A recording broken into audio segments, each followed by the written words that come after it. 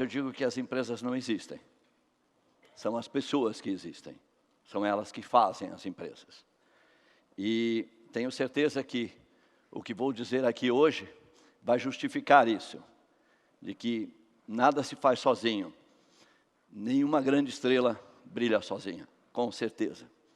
Comecei já a vender pastéis na rua. Minha irmã fazia pastéis e me dava numa caixa de marmelada, uma fita grande aqui, de tabletes de marmelada, e eu ia vender na rua.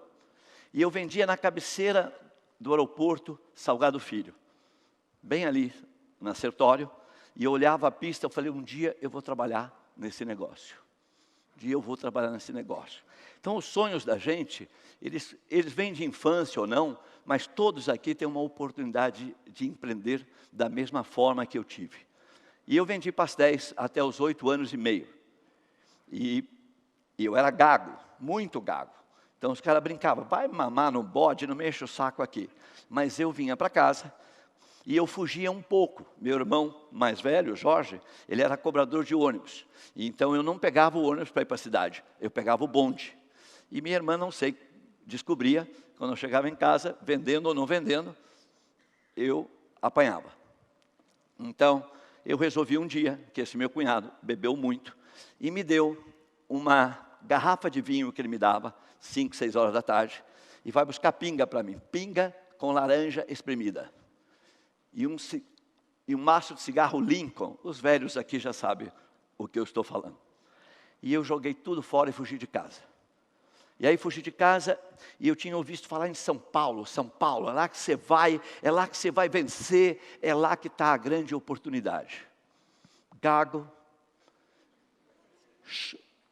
um calção, que lá era calção, né? Na minha época era calção, uma blusa e uma 7 vida.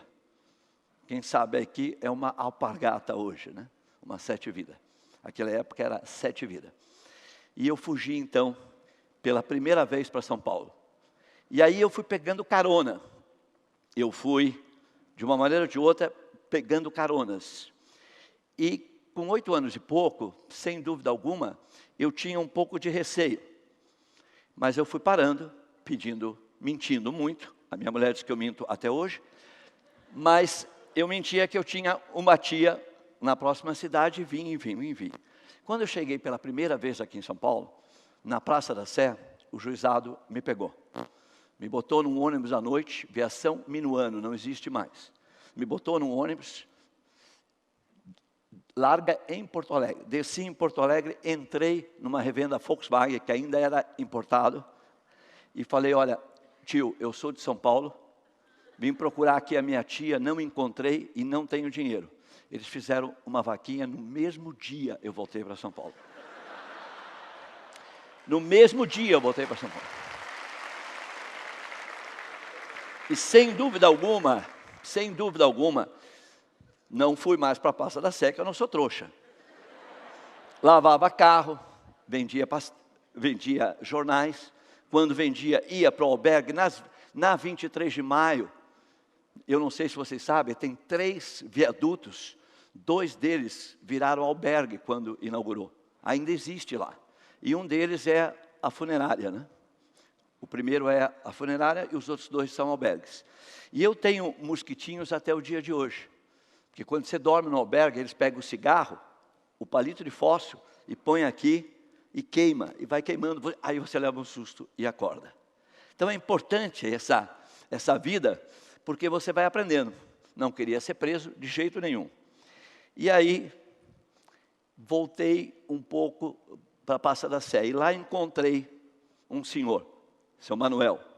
E ele me perguntou, o que você está fazendo aqui? Olha, seu Manuel, eu vou lhe contar a verdade. Claro, né? Eu fugi de casa e eu não quero voltar, porque eu apanho lá e não quero voltar. Ele falou, bom, eu sou aposentado, vou te levar para minha casa, eu tenho 3 filhos, 3 netas, 3 filhas e 3 netas que voltaram para casa.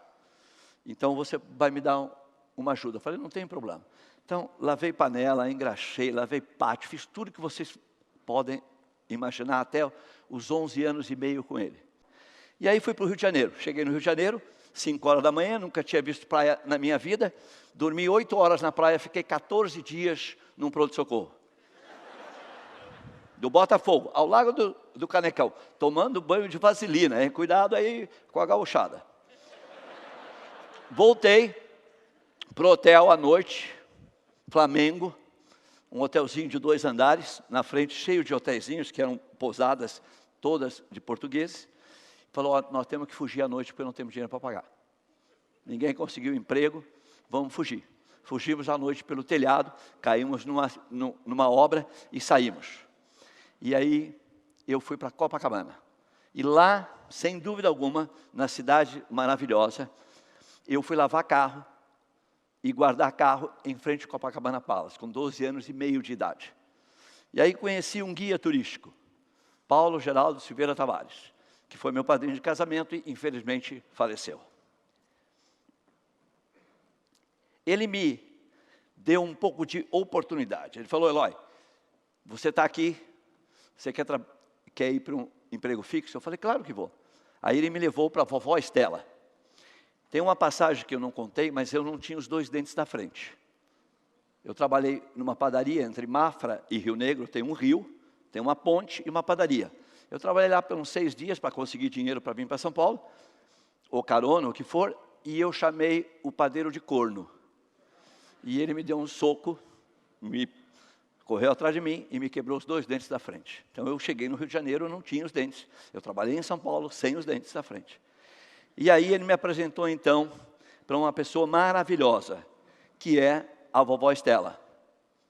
Na vovó Estela, eu tive a oportunidade então de sair das ruas. Porque tinha dia que eu dormia no Copacabana Palace, mas tinha dia que eu dormia na rua. Quando eu conseguia dinheiro, tudo bem.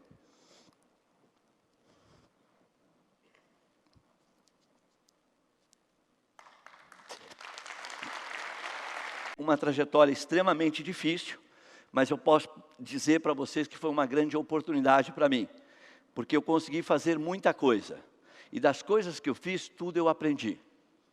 Aprendi de que se para conseguir alguma coisa, você tem que guardar a sua humildade. A arrogância é a maior ignorância de alguém. E eu sempre guardo isso hoje comigo. Às vezes eu brigo com muita gente, depois eu vou lá e falo, desculpa aí.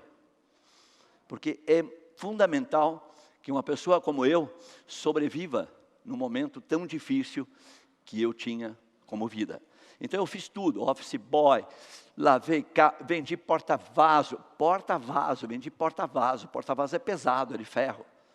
Fiz tudo na vida, obra, porto, trabalhei em porto, eu fiz tudo para sobreviver aqui em São Paulo. E eu vim para cá com uma idade crítica, muito crítica, de 17 para 18, quartel. Entrei no quartel e viram que eu tinha uma dificuldade. De novo, mais uma dificuldade. Eu estava com sífilis no sangue.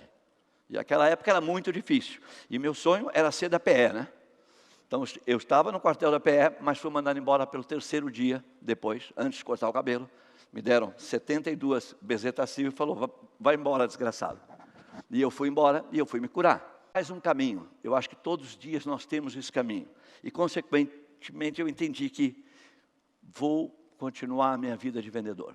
Eu acho que sempre eu fui um vendedor. Encontrar o caminho todo dia. E eu encontrei na atividade de turismo um jeito de vender. Porque entendi que as agências de viagem, na maioria, são compradas. Elas não sabem vender. Prestam um bom serviço, mas não sabem vender. E eu achei que, sinceramente, o meu dom, além da indústria, que eu gosto muito, que você sabe que eu fugi então com 8 anos, porque eu já gostava de viajar. Eu adoro o que eu faço, sou louco pelo que eu faço.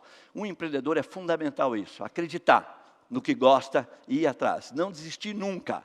Pode dar um passo para trás, mas depois 2 para frente. Não desistam. Vão atrás do sonho de vocês. Mas entendi que um empreendedor, ele precisa ser vendedor. Eu acredito que um empreendedor tenha que vender o que ele construiu, o que ele sonhou, o que ele empreendeu. Não para vender no dia seguinte a empresa, mas vender o produto, o serviço que ele criou, que ele empreendeu. e criar até a família como eu. Eu criei 4 filhos, eu tenho filhos de 42 anos, 41 anos, 37 anos, de 34 e 5 netos. E agora vou para o 6º neto. Eu fiquei rico no negócio? Não. Eu constituí a família, eu fiz o meu negócio. Eu vi muitos ricos infelizes e conheço muitos ricos infelizes. E vocês também. Então o dinheiro, ele divide, mas ele aumenta a sua visão como família, como cidadão, como ser humano. Aliás, a palavra ser humano é bem clara. Nós queremos ser humano, ainda não somos. Quebrar uma empresa hoje e ficar com imóvel, com patrimônio, é no mínimo uma burrice. Comece de novo, porque eu tripliquei o patrimônio depois que eu vendi. Então acreditar, de novo, acreditar em vocês mesmos, sem ter medo de ser feliz. Porque eu acho que isso que eu faço hoje, uma empresa que está no Brasil há 40 anos, nosso faturamento para esse ano é de 4 bilhões e 700 milhões de reais. 5 milhões de passageiros prestados serviços pela empresa. Eu presto serviço na internet como B2B e fisicamente com as lojas, com os franqueados. E não tenho medo de dizer para vocês aonde eu quero chegar. Nós queremos chegar, sem dúvida alguma, a faturar 9 bilhões e 400 em 2018, sem medo de ser feliz, 5 mil empregos, porque isso é que tira a violência desse país. Nós não temos emprego ainda, nós não temos educação, e eu acho que isso é importante. Nós temos hoje 13 salas de treinamento no Brasil, eu acredito muito nisso. Quando eu olho aquelas salas lotadas, eu choro, porque é maravilhoso saber que você está capacitando alguém, que está te ajudando, que te trouxe até aqui, que sem dúvida alguma, eu não faria absolutamente nada sem eles. A gente usa muito bem peopleware, software e hardware. É um tripé bastante interessante.